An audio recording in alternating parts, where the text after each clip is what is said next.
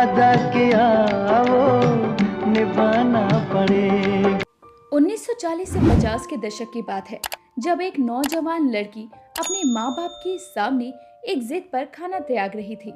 उस भूख हड़ताल की वजह थी फिल्मों में आना, और वो लड़की थी बीना राय। वही बीना जिन्हें अनारकली, घूंघट, ताजमहल जैसी कई आला दर्जे की फिल्मों के लिए पहचाना जाता है। मशहूर गाना जो वादा किया वो निभाना पड़ेगा बीना पर ही फिल्माया गया था। ये 60 के दशक की वो एक्ट्रेस थी जो हर फिल्म के लिए 1.25 लाख से 1.5 लाख लेती थी, और लोग उन्हें खुशी खुशी ये रकम अदा कर दिया करते थे। ये चार्म और रुतबा बीना रॉय ने अपनी खूबसूरती, अदाकारी और बड़े फैसलों पर अड़ जाने के हुनर से हासिल किया था। वैसे तो मधुबाला को हिंदी सिनेमा की सबसे खूबसूरत महिला कहा जाता है, लेकिन जब बीना आई तो प्रेमनाथ ने मधुबाला को छोड़कर बीना राय से शादी की। वो शादी का दिन भी काफी चर्चित रहा। शादी तो थी बीना राय और प्रेमनाथ की, और सबकी नजरें टिकी थी मधुबाला पर, जिन्होंने गम में अपनी तबीयत बिगाड़ ली थी। इसके आगे भी बीना राय और मधुबाला की जिंदगी कई दफा टकराई। दोनों का सबसे बड़ा संयोग जुड़ा था लेजेंडरी फिल्म मुगले आजम से, जिसमें बिना कुछ किए ही एक संयोग से मधुबाला ने बीना रॉय से बदला ले लिया। 13 जुलाई 1931 को बीना रॉय का जन्म लाहौर में हुआ। पिता कृष्णा सिरिन रेलवे के बड़े अफसर थे। बीना ने लाहौर से ही अपनी शुरुआती पढ़ाई पूरी की, लेकिन फिर आजादी की लड़ाई के साथ ही सांप्रदायिक हिंसा बढ़ने लगी। जब भारत पाकिस्तान का बंटवारा हुआ तो बीना का पूरा परिवार उत्तर प्रदेश के कानपुर शहर आकर बस गया। कुछ समय बाद बीना राय ने लखनऊ के आईटी कॉलेज में दाखिला ले लिया। उन्हें हमेशा से ही पढ़ाई में दिलचस्पी थी। यही कारण रहा कि वो हमेशा अव्वल रही। जब आगे की पढ़ाई के लिए बीना इजाबेल थोरेन कॉलेज गई तो उन्हें फिल्मों में रुचि जागने लगी। कॉलेज में थिएटर हुआ करता था, जिसमें बीना ने भी हिस्सा लेना शुरू कर दिया। सुंदरता के चलते वो हमेशा ही लाइमलाइट में रहती थी, लेकिन थिएटर में बेहतरीन अभिनय से उन्हें कॉलेज में बड़ा नाम मिलने लगा। एक दिन बीना राय ने अखबार पढ़ा। उसमें लिखा था कि फिल्म मेकर किशोर साहू अपनी फिल्म के लिए हीरोइन तलाश रहे हैं, जिसका चयन एक कॉन्टेस्ट के जरिए होगा। जीतने वाली लड़की को इस फिल्म में काम करने के साथ साथ 25,000 की नकद राशि भी मिलेगी। वो कॉन्टेस्ट बॉम्बई यानी कि आज के मुंबई में होने वाला था। बीना रॉय ये इश्तिहार पढ़ते ही अपने घर पहुंच गई और उन्होंने कहा कि मुझे हीरोइन बनने के लिए मुंबई जाने दे। बीना के परिवार का समाज में बड़ा रुतबा था, तो भला वो अपने घर की लड़की को हीरोइन जैसे असभ्य समझे जाने वाले पेशे में कैसे भेज सकते थे। पिता ने साफ इनकार कर दिया, लेकिन बात यहाँ खत्म नहीं हुई। नाजों से पली बीना ने सबसे पहले तो धमकी दी कि अगर उन्हें इजाजत नहीं दी गई तो वो भूख हड़ताल पर बैठ जाएंगी, लेकिन इससे भी ना भेजने पर पक्का इरादा कर चुके इनके पिता नहीं पिघले। फिर क्या था, बीना असल में भूख हड़ताल पर बैठ गई। इस बार घर वालों को उनकी जिद के आगे झुकना ही पड़ा। बॉम्बे जाने की इजाजत मिली और बीना ने उस कॉन्टेस्ट में हिस्सा लिया। अब सालों से हीरोइन बनने का सपना लिए बीना कैसे पीछे रहती। उन्होंने जीत हासिल की और शर्त अनुसार इनाम 25,000 रुपए मिला। 50 के दशक में ये बहुत बड़ी रकम थी।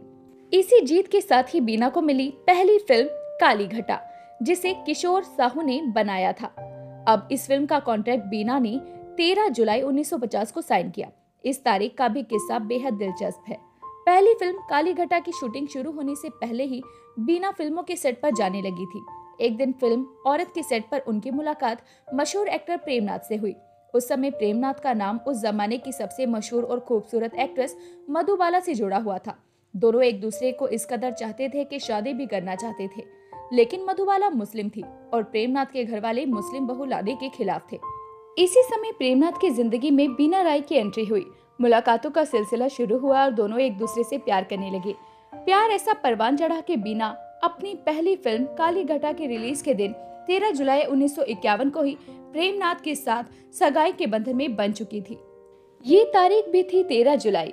अब जानते हैं इस तारीख का किस्सा। दरअसल बीना राय का जन्म 13 जुलाई 1931 को हुआ।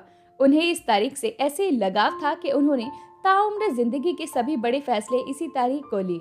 बीना रॉय से पहले प्रेमनाथ और मधुबाला एक दूसरे से बेइंतहा प्यार करते थे और समाज और परिवार के लिए दोनों अलग तो हुए, लेकिन दोनों की मोहब्बत कम नहीं हुई। प्रेमनाथ ने आगे बढ़ने का फैसला कर लिया, लेकिन मधुबाला तो अब भी उन्हीं का इंतजार कर रही थी। कुछ दिनों के बाद में मधुबाला को वो खबर मिली जिसकी उन्हें कतई उम्मीद नहीं थी। वो खबर ये थी कि प्रेमनाथ बीना रॉय से 2 सितंबर 1952 को शादी कर रहे हैं। जिस दिन दोनों की शादी थी उस दिन बीना रॉय के पास खबर पहुंची कि मधुबाला की तबीयत बिगड़ गई है। शादी के दिन ये खबर सुनकर प्रेमनाथ भी परेशान हो गए। बीना हमेशा से ही प्रेमनाथ और मधुबाला की प्रेम कहानी से वाकिफ थी। ऐसे में उन्होंने प्रेमनाथ की परेशानी समझी और उनका सपोर्ट किया। ये बात खुद बीना ने दिए एक इंटरव्यू में साझा की थी। 1953 में एक फिल्म रिलीज हुई जिसका नाम था अनारकली। इस फिल्म में बीना ने अनारकली बनकर खूब तारीफें लूटी। इसके कुछ सालों बाद इसी किरदार के साथ फिल्म बनाई गई मुगले आजम। इंडस्ट्री के तमाम लोगों का मानना था कि ये रोल तो बीना रॉय के पास ही आएगा, लेकिन जब उन्हें ये फिल्म मिली तो उन्होंने ये ऑफर ही ठुकरा दिया और उसके बाद ये फिल्म मधुबाला के पास गई। ये लेजेंडरी फिल्म इतनी बड़ी हिट हुई कि इसके बाद से लेकर आज तक के लोग अनारकली के रूप में मधुबाला को ही पहचानते हैं। जब मुगले आजम रिलीज हुई तो अनारकली बनी मधुबाला को बेस्ट एक्ट्रेस का फिल्म फेयर अवार्ड मिलना तय माना जा रहा था, लेकिन 1961 में ये अवार्ड बीना रॉय को फिल्म घूंघट के लिए मिला। यह उनके करियर का पहला और आखिरी अवार्ड था। ऐसे ही संयोग ने बीना और मधुबाला की कहानी को जोड़कर रखा। बीना रॉय जिंदगी भर अपने बोल्ड फैसलों के लिए जानी गई।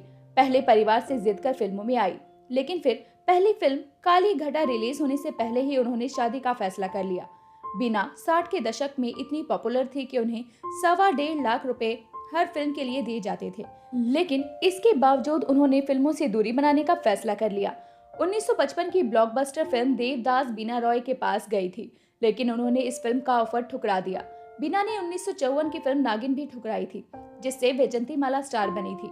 शादी के बाद जब प्रेमनाथ ने प्रोडक्शन कंपनी PN फिल्म्स शुरू की तो उन्होंने अपने बैनर की फिल्मों में पत्नी बीना को हीरोइन बनाया और खुद हीरो बने। दोनों की फिल्म औरत पहले ही फ्लॉप हो चुकी थी। इसके बाद शगुफा, गोलकुंडा का कैदी और समुंदर जैसी फिल्में भी फ्लॉप हो गई। ऐसा लगातार होने लगा तो बीना ने प्रेमनाथ के साथ काम करने से तौबा कर ली। बीना ने अशोक कुमार के साथ शोले, सरदार, तलाश बंदी, दादी माँ, भरत भूषण के साथ मीरा सलाम, एक्टर अजीत के साथ मरीन ड्राइव, देवानंद और दिलीप कुमार के साथ इंसानियत जैसी हिट फिल्में दी। 15 साल के एक्टिंग करियर में बीना रॉय ने 19 फिल्मों में काम किया। शादी के 2 साल बाद 1953 में बीना रॉय ने फिल्मों से दूरी बना ली, लेकिन इसका कारण प्रेमनाथ नहीं थे।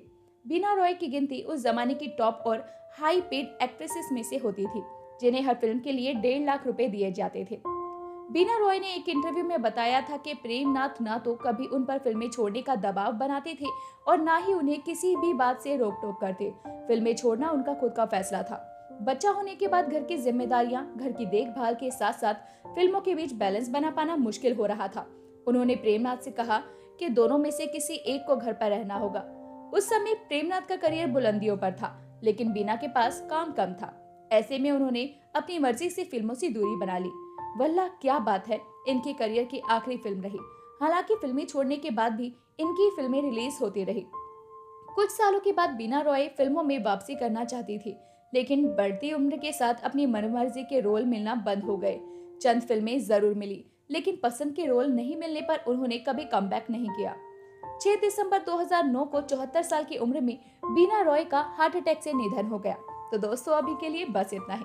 मिलते हैं आपसे अगली वीडियो में, तब तक अपना ध्यान रखिए। Bye bye.